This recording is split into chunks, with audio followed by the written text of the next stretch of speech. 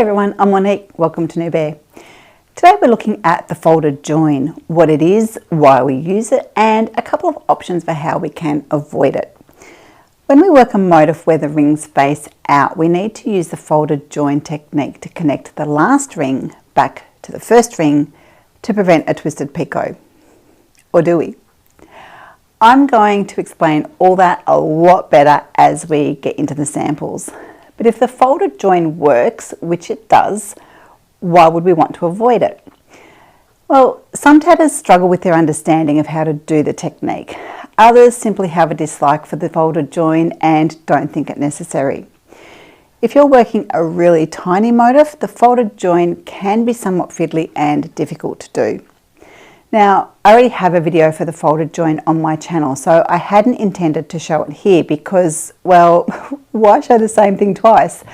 But then I thought it might be good to show the basics of the folded join because it gives some background knowledge to tatters who may not be familiar with the technique. And that's going to help with the understanding of what we do differently when I show you how to avoid it.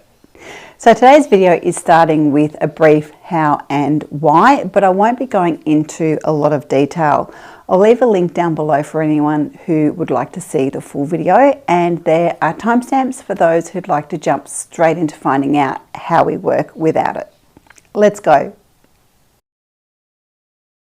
Okay, so all of these motifs have been worked up to the point of making the last join.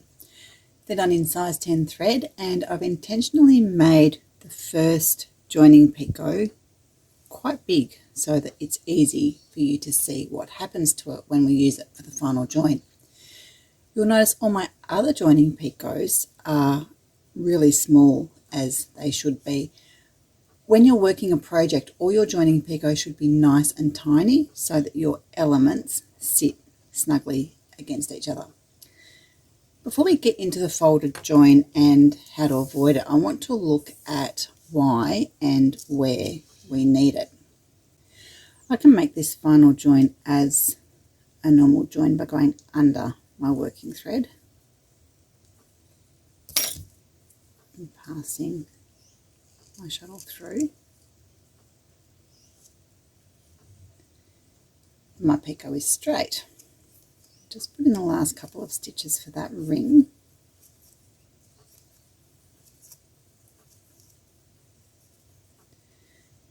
So my picot is straight until I start closing my ring. That is pulling these stitches down, and as they come around, this then starts to pull my picot down. And I realise it's a bit hard for you to see what I'm doing, but I need to hold those stitches in. See, as my ring has come down and around, it also pulls my picot down, which makes it twist. So if we pre-twist in the opposite direction as we make the join, when that gets pulled down and wants to twist with the closing of the ring, we close in clockwise direction, the twist that we put in actually comes out and our picot is straight. The direction of work dictates whether we need a folded join or not. These motifs have exactly the same ring count with 3, picot 4, picot 4, picot 3. The rings are facing the same direction as we make them. They both face up and both chains curve up. So we're working a ring, reversing our work for the chain, reversing back again for the next ring, and then repeating that for both motifs. Yet one is traveling anti-clockwise and the other clockwise. The chain count in the blue motif is 8. And because there's a bit of length to the chain, the rings are allowed to splay out, making our work travel in the anti-clockwise direction and giving us rings which face in. The pink motif has a chain count of 3, which pulls the rings in, making our work travel in a clockwise direction, giving us outward facing rings.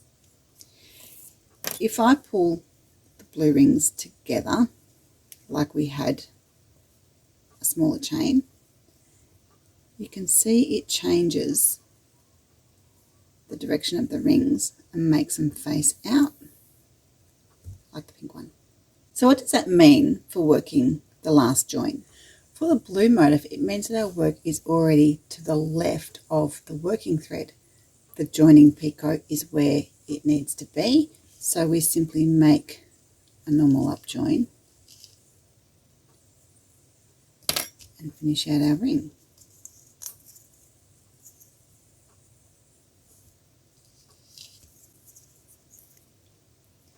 The last picot is nice and straight. There's no twist. The pink motif, the joining picot is on the right side of the working thread, so we need to pre-twist the picot. To get the picot to the left of the working thread, we fold the motif, hence the name folded join. As I mentioned earlier, I'm doing this quickly and without a lot of explanation because there's a link for the other video down below. One thing I do want to mention is when you do the folded join, make sure the motif sits over the top of these threads. You want all these threads underneath. I'll come back to why that's important once I've shown you this part. So fold the motif in half to place the picot on the correct side of the working thread. Bring your hook up through the bottom of the picot. If you bring your hook down from the top, you're not pre-twisting it, which means there's nothing to untwist when the ring closes, and that is going to twist that picot.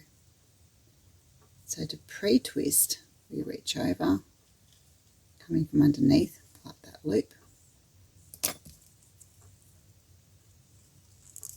your shuttle through.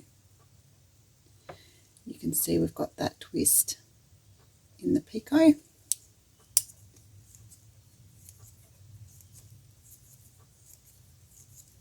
Finish out your stitch count, and as we close that ring,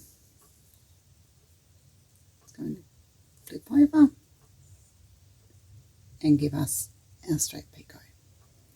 Let's just quickly go back to why it's important for the motif to be on top of the threads when you're working the final ring.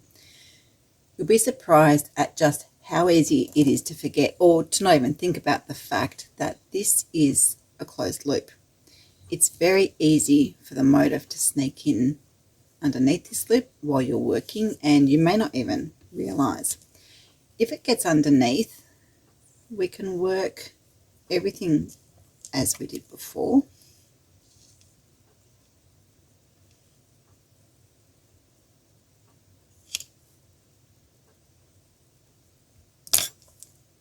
We can make a folded join, finish our stitch count,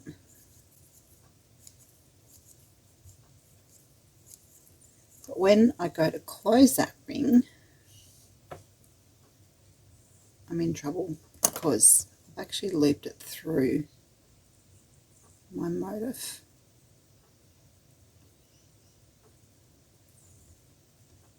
And that's as far as I can close that ring. So before you make the final join, check that your motif is on top of the threads. Once again, I've worked my last ring up to the point of joining. This time I have my thread sitting above my motif. Leaving the loop on your hand, hold your shuttle thread and gently guide your stitches down. So we want our last lot of stitches to start heading towards the first set of stitches on that ring. As I pull that down, I'm rotating my motif anti-clockwise and I'm lifting my working thread up so I can travel over that motif. That has now put us in the same position we'd be in if we were doing a normal join. So that's what we're going to do. My ring's just pulled a little bit far down there. So I want to go down through my picot, catch my working thread, pull that through that picot,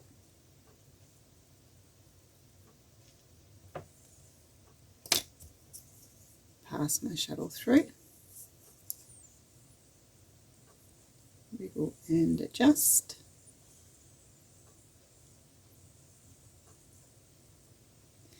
From here you need to do what's comfortable for you. You can work over the top of the motif, but if you find that's a little bit tricky, just fold your motif under.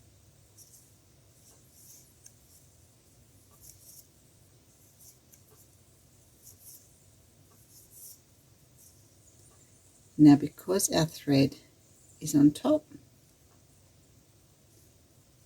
we can pull that ring closed.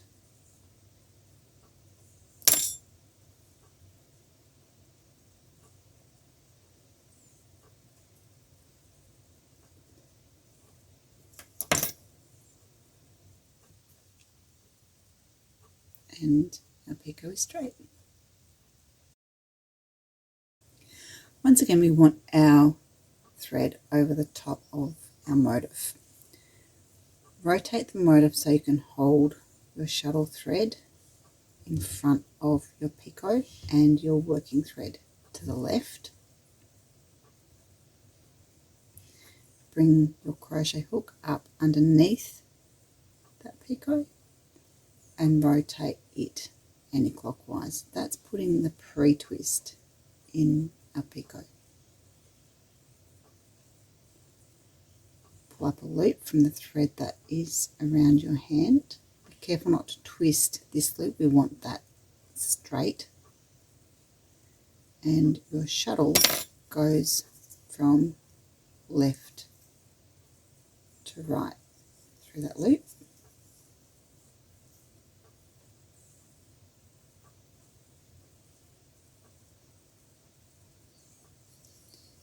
Finish out your ring.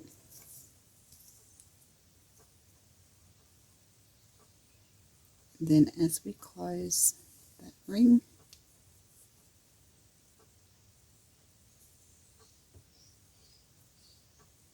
our picot straightens out.